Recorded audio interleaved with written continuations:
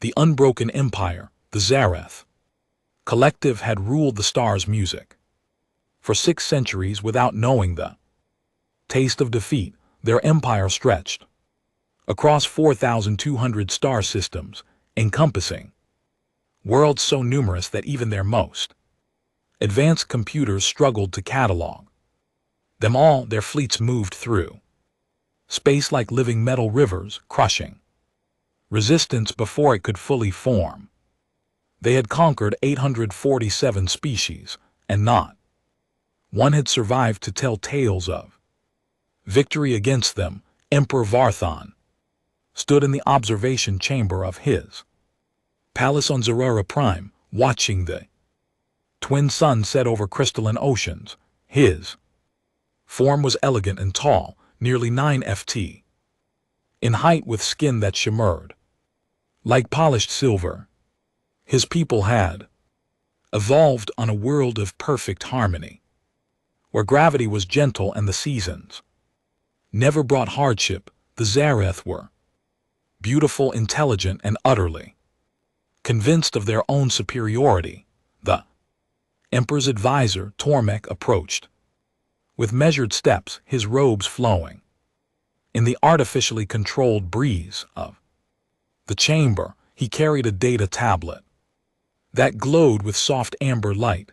"My Emperor, the survey reports from Sector 447 have arrived," Tormch announced, bowing his head respectfully. Voned from the view, his large eyes reflecting the fading sunlight. "Another system for our collection." "Yes, my Emperor. The scouts have identified a small cluster of colonies in what the inhabitants call the Kepler 442 system. Preliminary scans indicate a species that calls itself humanity. They occupy 7 planets and moons, with a total population estimated at 900 million. The Emperor took the tablet and examined the data with mild interest. The information displayed was routine, almost boring in its familiarity. Another species, another conquest, another number added to the endless list of Zareth victories. Classification of their home world, Barthon asked. "Category 9, Death World." "My Emperor," Barthon paused. Category 9 was exceptionally rare. He had only seen such classifications 3 times in his 200-year reign. Planets rated at this level were places of such extreme conditions that the Zareth could barely comprehend how life could emerge there, let alone intelligent civilization. "Describe this world," he commanded. Tormek scrolled through the data. "The planet they call Earth exists in what they term the habitable zone, but by our standards it is anything but habitable. The gravity is 2.3 times our standard.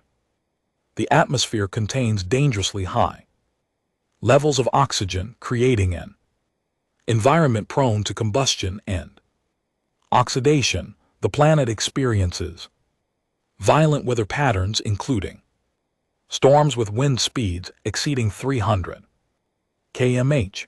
The surface is divided between vast saltwater oceans and continents where tectonic plates constantly shift, causing earthquakes and volcanic eruptions." Emperor listened, his expression unchanging. He had heard similar descriptions before. Death worlds produced hardy creatures, but hardiness alone did not translate to military capability. What is their technological status? They have achieved faster than light travel, though their method is crude compared to our quantum full drives. They possess nuclear weapons, energy shields, and what appears to be kinetic acceleration weaponry. Their ships are functional but unsophisticated. Standard assessment indicates they are approximately 400 years behind our current technology level. Varen handed the tablet back to his advisor. "Prepare a subjugation fleet. Standard protocol. Commander Zethra will lead the operation. As you command, my Emperor. The meeting concluded, and Varen returned to watching the sunset. In his mind, humanity was already conquered. It was simply a matter of time and procedure. The Zareth had perfected the art of subjugation. Over 6 centuries, they knew exactly how to break a species' will to resist. Across the galaxy, in the Kepler 442 system, Captain Marcus Rivera sat in the command center of Defense Station Artemis, reviewing the same intelligence that the Zareth had gathered, but from a very different perspective. His face was weathered and scarred, the result of 20 years serving in humanity's exploration and defense forces. His eyes were sharp and alert, missing nothing on the displays surrounding him. "There. Coming," said Commander Lisa Park, his second in command. She stood beside his chair, her arms crossed, watching the deep space sensors with intensity. "How long?" Marcus asked. "Our scouts detected their fleet mobilizing 6 hours ago based on their previous patterns. We estimate they'll arrive in 72 hours. Marcus nodded slowly. 72 hours, 3 days. Until humanity faced its greatest test. He thought about his daughter back on Earth, about the billions of people who had no idea what was about to happen. The governments had decided to keep the threat classified, avoiding mass panic.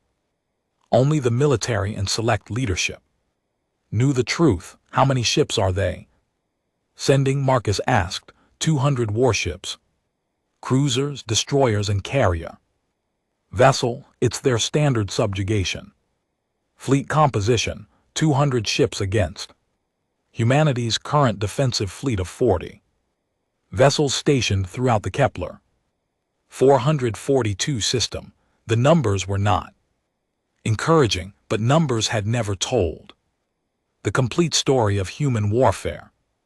Marcus stood and walked to the main viewing screen, which displayed a tactical map of the entire system. 7 colonies glowed like small jewels, scattered across the darkness. Each one represented thousands of lives, families, dreams, and futures. Behind him, his crew worked quietly at their stations, professionals who had trained for this moment, even though they had prayed it would never come. "Send the activation code to all defense coordinators," Marcus ordered. "Protocol Endurance is now active." Lisa hesitated for just a moment. "Sir, once we activate Protocol Endurance, there's no going back. The Zareth will detect the energy signatures." "I know," Marcus said, "but we're past the point of hiding. They're coming whether we're ready or not. At least this way, we face them on our terms." The activation code was transmitted across secure channels, reaching every corner of the Kepler 442 system, on asteroid mining stations, in hidden facilities on barren moons, within hollowed-out mountains, on colony worlds. The message was received and acknowledged. Protocol Endurance had been humanity's secret for 40 years. When the first deep space probes had detected evidence of the Zareth collective in their empire of conquest, humanity had made a choice. They would not wait to be discovered. They would not hope for mercy or diplomacy with a species that had destroyed 847 civilizations. They would prepare. Preparation had been extraordinary in its scope and secrecy.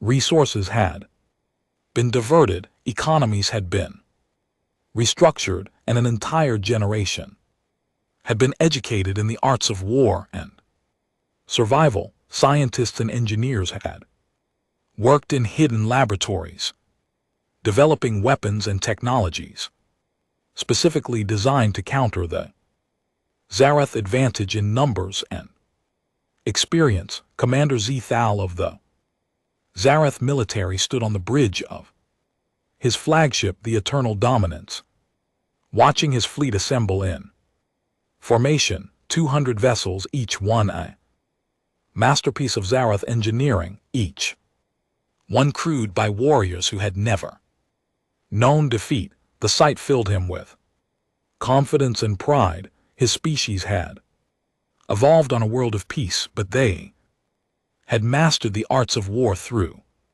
necessity and practice. The galaxy was not peaceful, and the Zarath had learned to impose order through strength. Zethriel had personally overseen the subjugation of 12 species during his career. Each conquest had followed the same pattern: arrival, demonstration of power, demand for surrender, and either compliance or destruction. All ships report ready, Commander, his tactical officer announced. Engage quantum fold drives. Destination: Kepler 442 system. Space folded around the fleet, and in an instant that felt like an eternity, they crossed the vast distance between stars.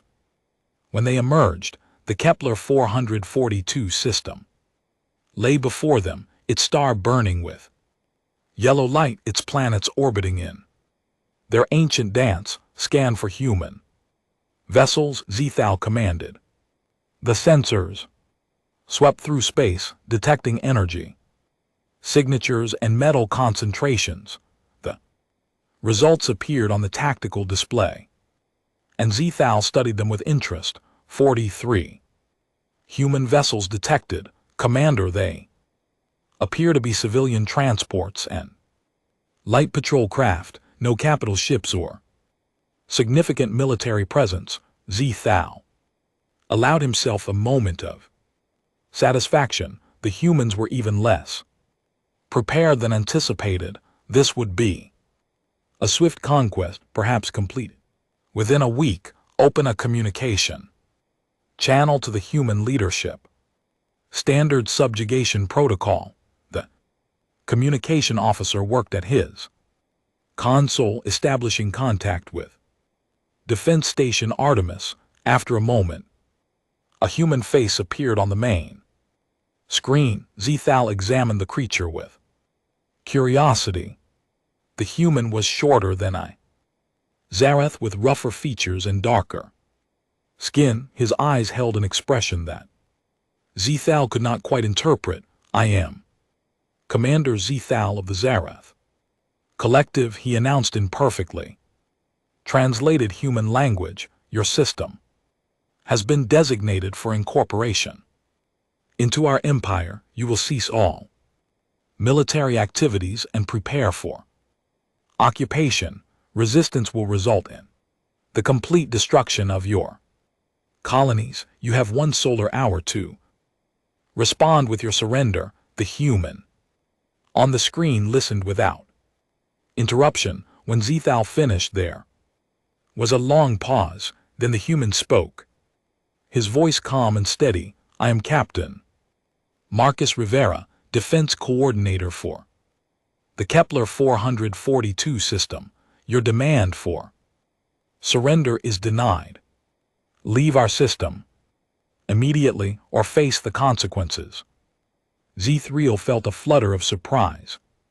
Refusal. This was unexpected, though not unprecedented. Some species attempted to show bravery before reality crushed their spirits. You do not understand your situation, Zethal said patiently. We have 200 warships. You have fewer than 50 vessels, and most appear to be civilian craft. Surrender is your only rational choice. Marcus Rivera smiled, and there was something unsettling in that expression. Commander, you're the one who doesn't understand the situation, but you will soon.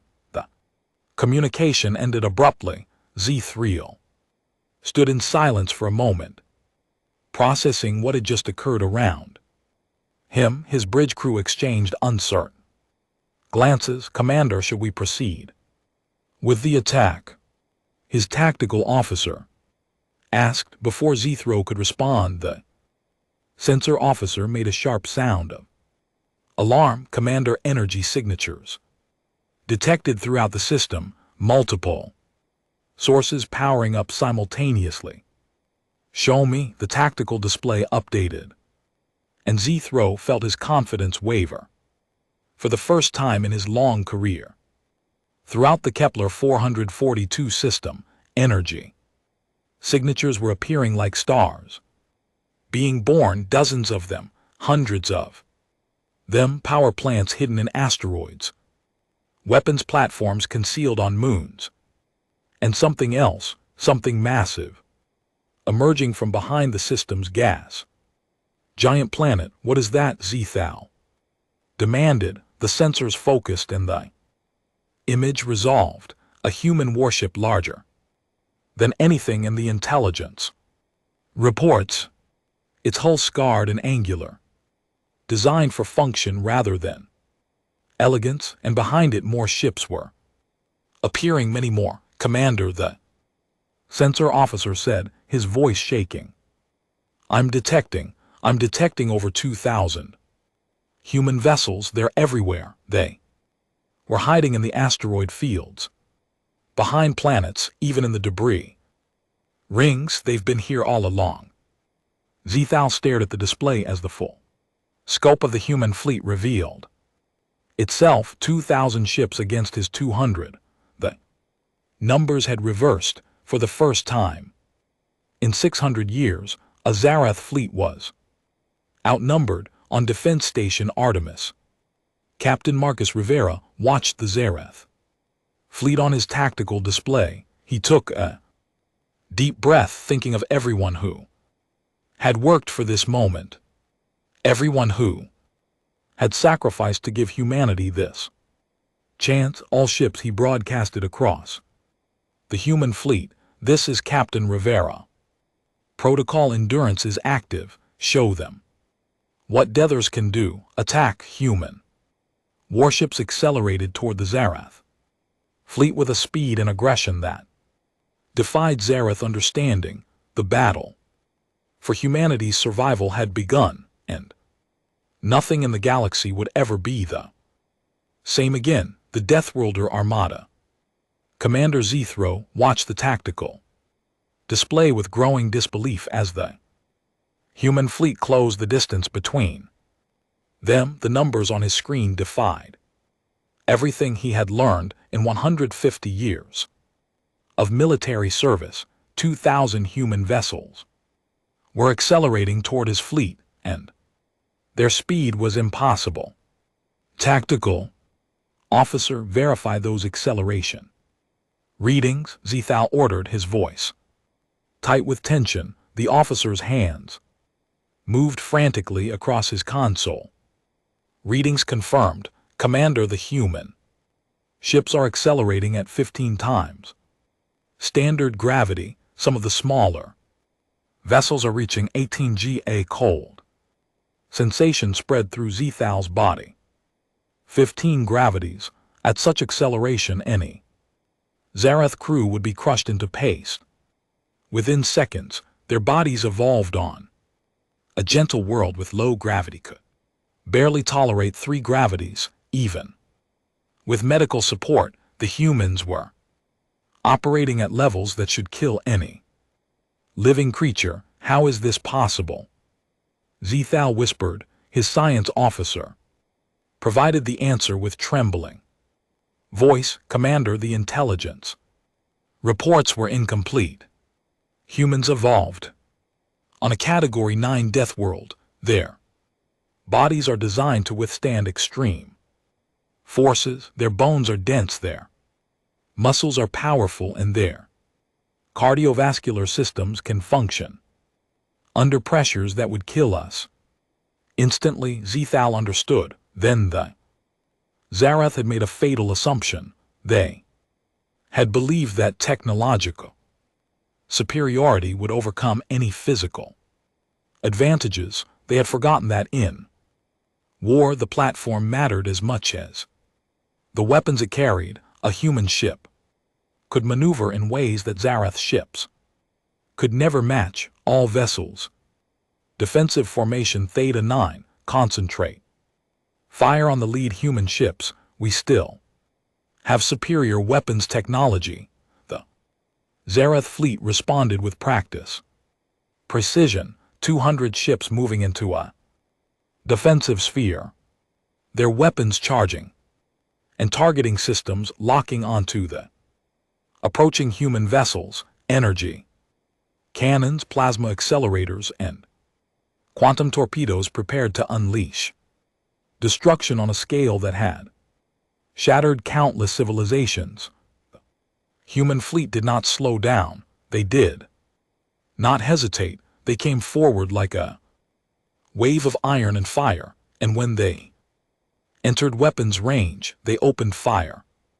With everything they had, Captain Marcus Rivera stood on the bridge of the battleship Indomitable, feeling the deck vibrate beneath his feet as the ship's main rail guns fired. The massive kinetic weapons launched slugs of dense metal at velocities approaching a significant fraction of light speed.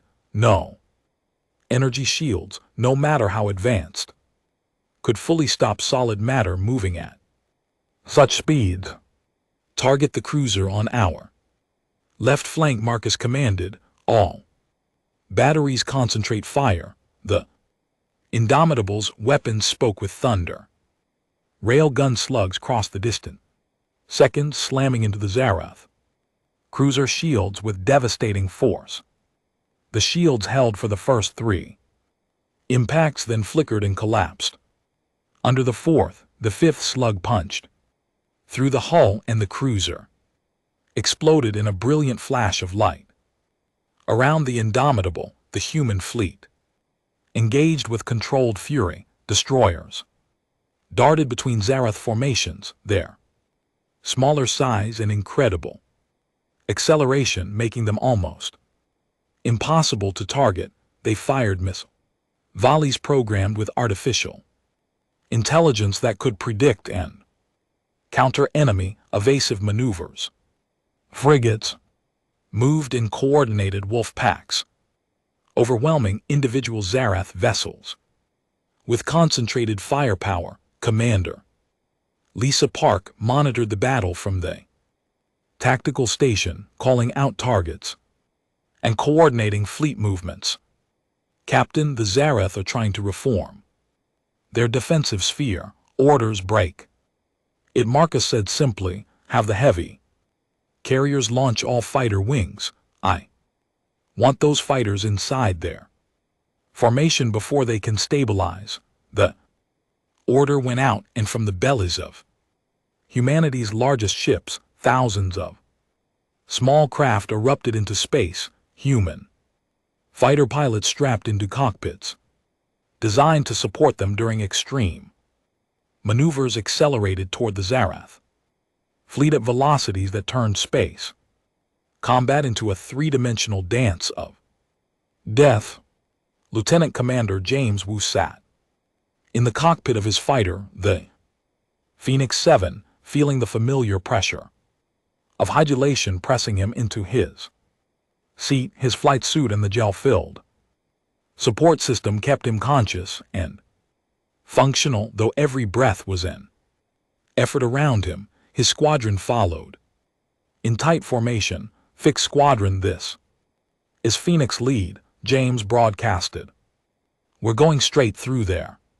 Center, fire at will, but don't slow down. We're not here to dogfight. We're here to disrupt and destroy. The Zarath defensive sphere grew larger in his canopy view. Energy beams lanced through space, trying to intercept the incoming human fighters.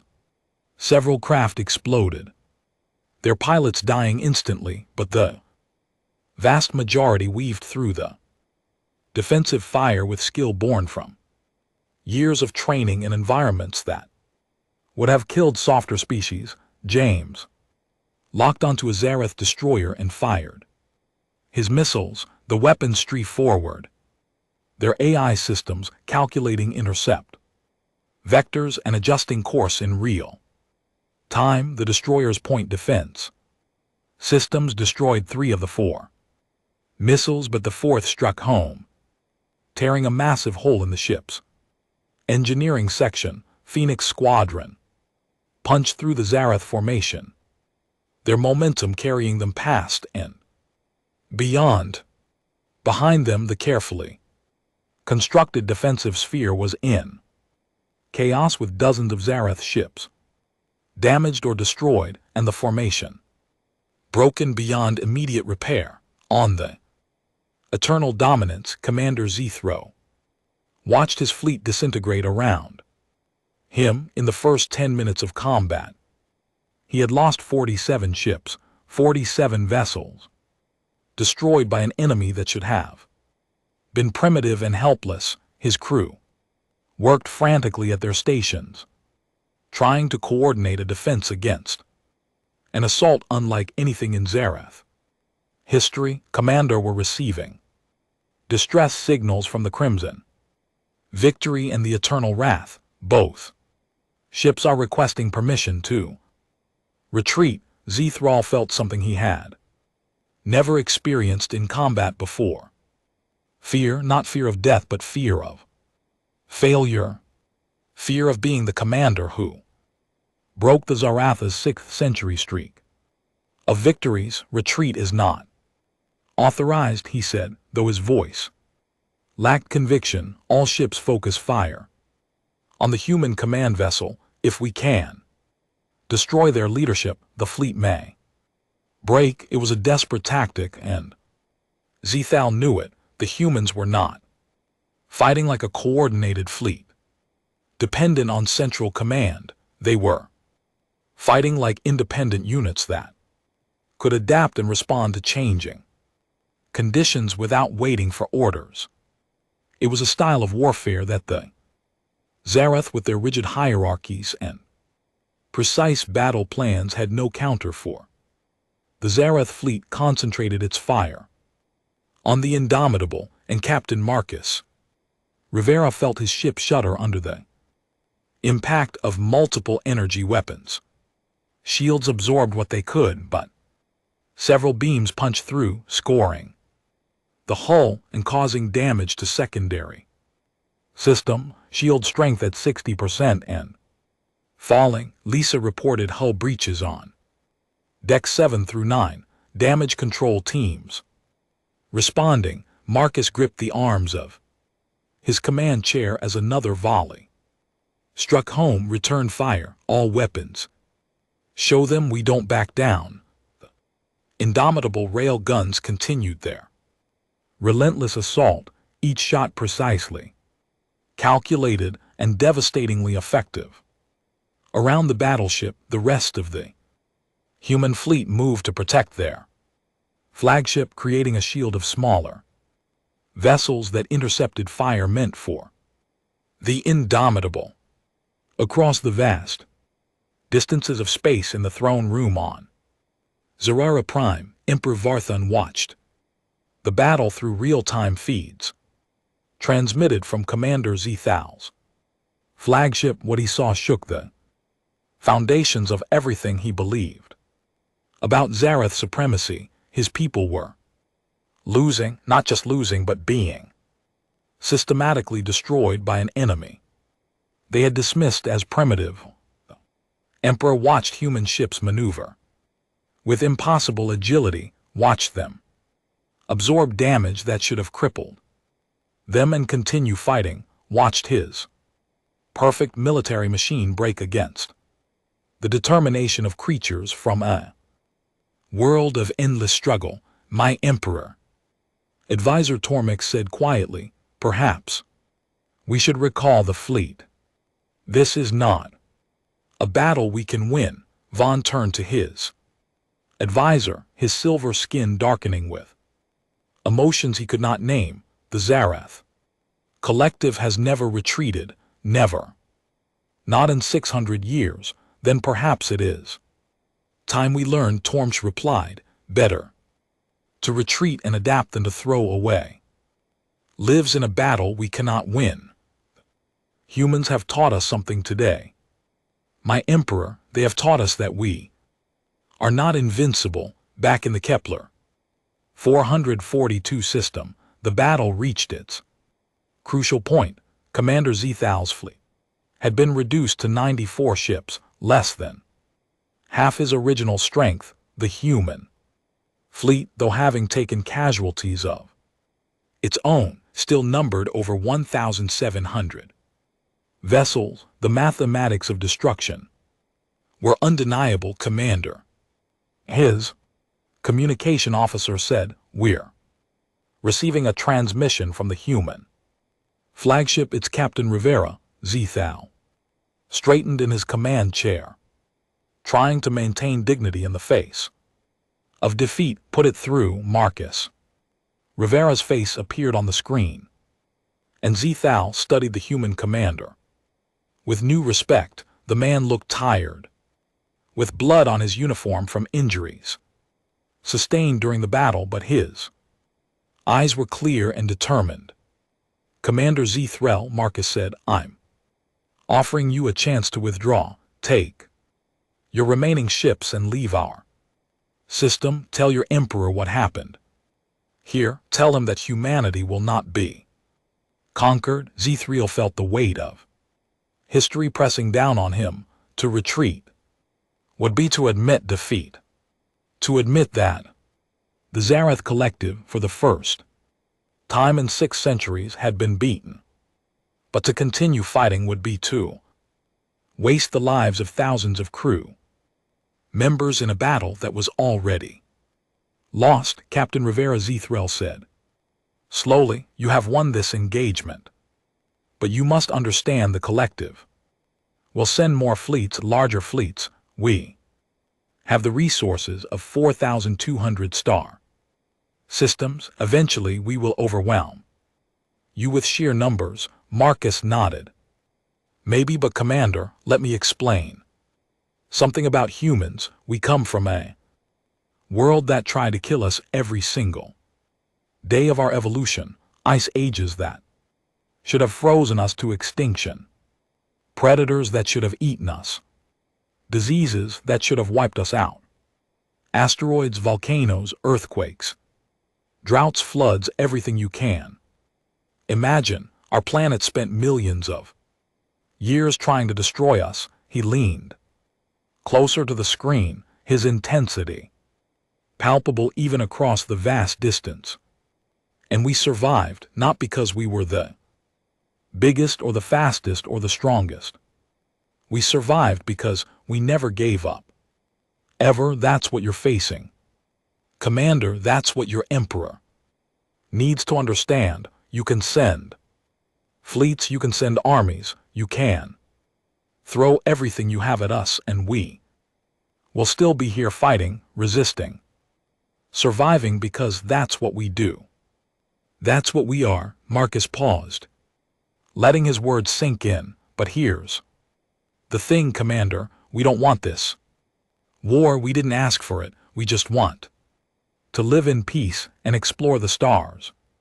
So I'm giving you a choice. You can retreat now with honor, or you can stay and be destroyed. Either way, humanity will endure." Zethal looked at the tactical display one more time, at his broken fleet and the overwhelming human forces surrounding them. He thought about his crew, about their families waiting on distant worlds, about the 600-year legacy of Zarath military excellence. Then he made a decision that no Zarath commander had made in 6 centuries. All ships, he ordered, cease fire and prepare for quantum fold jump. We are withdrawing from the system.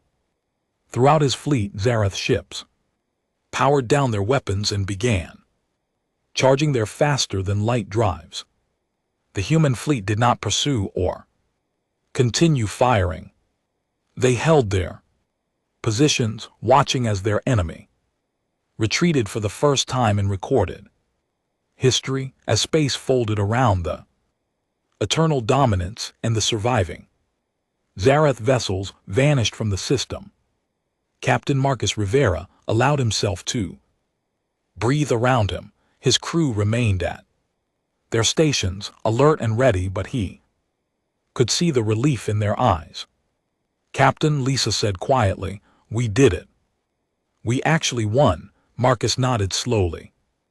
"We won the battle, Commander, but the war isn't over. The Zarath will be back. They have to be. 600 years of victory doesn't end with one defeat." He was right. Across the galaxy, news of the Battle of Kepler 442 spread like wildfire through the Zarath Collective. And beyond, the empire that had seemed invincible had been defeated.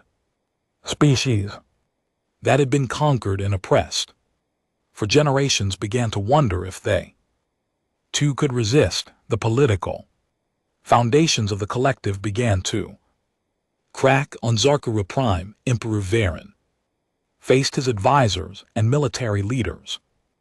In an emergency council, the mood was grim, the atmosphere heavy with the weight of unprecedented failure. "We must negotiate," Advisor Tormech insisted. "The humans have proven they cannot be conquered by conventional means. We must seek another path." For the first time in his long reign, Emperor Varthon considered the possibility that the Zarath way of ruling through conquest might have reached its limit. The humans had shown them something they had forgotten during their long centuries of victory, that determination and will could overcome technological and numerical superiority.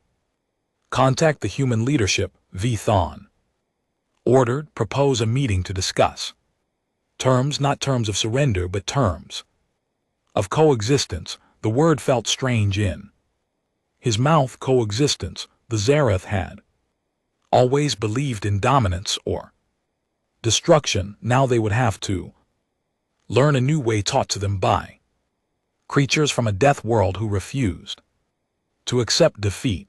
In the Kepler 442 system, humanity began the work of repairing their damaged ships and tending to their wounded. They had lost 287 vessels in the battle with thousands of casualties, but they had protected their homes and their freedom. They had shown the galaxy that humans were not prey to be conquered, but a force to be respected.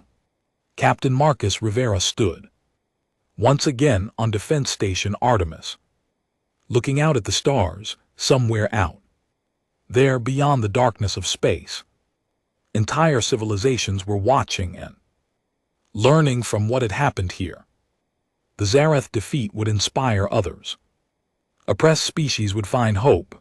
The balance of power in the galaxy had shifted. Marcus thought about his daughter on Earth, about the future she would inherit. It would be a dangerous future, still filled with threats and challenges, but it would be a future where humanity stood tall, where they had proven their place among the stars, not through conquest but through the same qualities that had carried them through millions of years of evolution, on a planet that never stopped testing them. Resilience, determination, the absolute refusal to surrender. 3 weeks later, representatives from the Zarath Collective and humanity met on a neutral station to begin negotiations. It was the first peace treaty in Zarath history that did not involve subjugation. Other species sent observers watching with hope and wonder as the galaxy's most powerful empire learned to coexist with Deathworlders who had refused to bow. The treaty that emerged was groundbreaking. The Zarath would withdraw from human space and recognize humanity's sovereignty. In return, humans would share their military technologies and training methods, not for conquest but for defense. Agreement included provisions for cultural exchange, trade, and mutual protection against external threats. But the most significant outcome of the Battle of Kepler 442 was not written in any treaty. It was written in the hearts and minds of countless beings across the galaxy who had lived under Zarath rule. If humans could resist, perhaps they could too. If Deathworlders could stand against an empire, perhaps others could find their own strength. The Zarath collective would never be the same. Their 600-year reign of uncontested conquest had ended not with the destruction of their empire, but with its transformation. They began the slow, difficult process of converting from conquerors to partners, learning from the humans who had defeated them. In humanity, they continued building, exploring, and preparing. They had won great victory, but they remained vigilant. They had learned long ago on their brutal home world that peace was precious and must be protected. They would defend it with the same determination that had carried them through countless extinctions and disasters. Captain Marcus Rivero retired from active service 2 years after the battle, but his legacy endured. He had led humanity through its darkest hour and emerged victorious. The doctrine he had helped create, protocol endurance, became the foundation of human military strategy for generations to come. On Earth, historians would study the Battle of Kepler 442 as a turning point in galactic history, the day when humanity announced its presence not as victims or conquerors, but as survivors who would stand their ground against any threat.